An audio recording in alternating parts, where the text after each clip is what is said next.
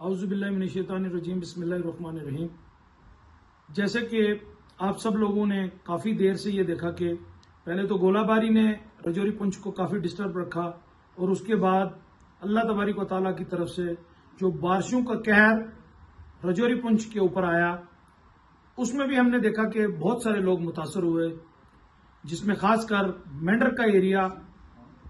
پنچ کا ایریا، سرنکوٹ کا ایریا، لیکن پرٹیکولر اگر آپ دیکھیں گے تو سنگیوٹ، کالابن اور گرسائی کا ایریا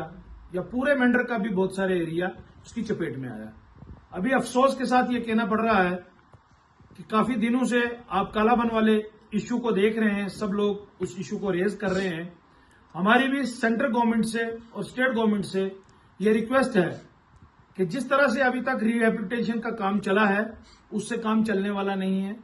بلکہ اس موقع پر گورنمنٹ آف انڈیا کی طرف سے اور جموں کشمیر اسٹیٹ کی طرف، جموں کشمیر گورنمنٹ کی طرف سے ایک خصوصی ٹیم بنائی جائے جو جا کے اس پورے ایریے کا معائنہ کرے، کیونکہ اس پورے ایریے میں غریب لوگوں کا رہنا ہے اور غریب ٹرائبلز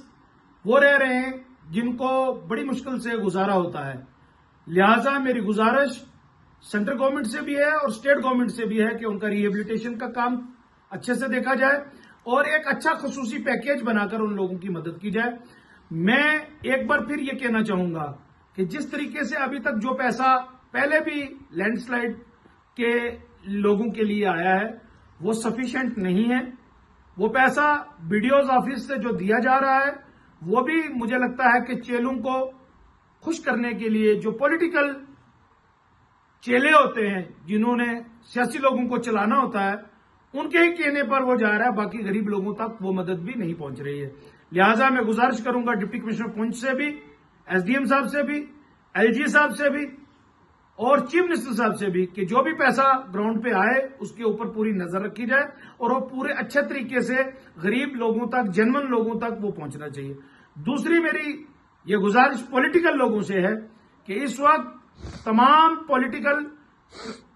پلیٹ فارمز کو چھوڑ کر مینڈر، خاص کر کالابن اور سنگیوٹ اور گسائی سر، یہ تین جگہیں جو اس قہر کی چپیٹ میں آئی ہیں، پولیٹیکل ڈیفرنسز کو چھوڑ کر رجوری پنچ کے جتنے MLAs ہیں، ہمارے منسٹرز ہیں، ہمارا ڈپٹی CM صاحب ہیں، ان کو موقع پر جا کر جس طریقے سے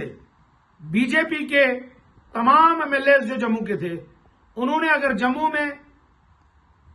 شدید بارشوں کی وجہ سے جو نقصان ہوا انہوں نے اپنا CD فنڈ وہاں دیا، تو میری گزارش یہاں کے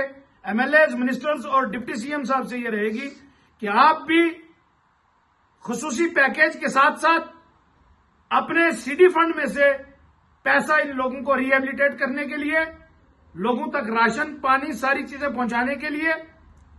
آپ بھی اس قدم کو آگے بڑھائیں، جس میں ہم شانہ بشانہ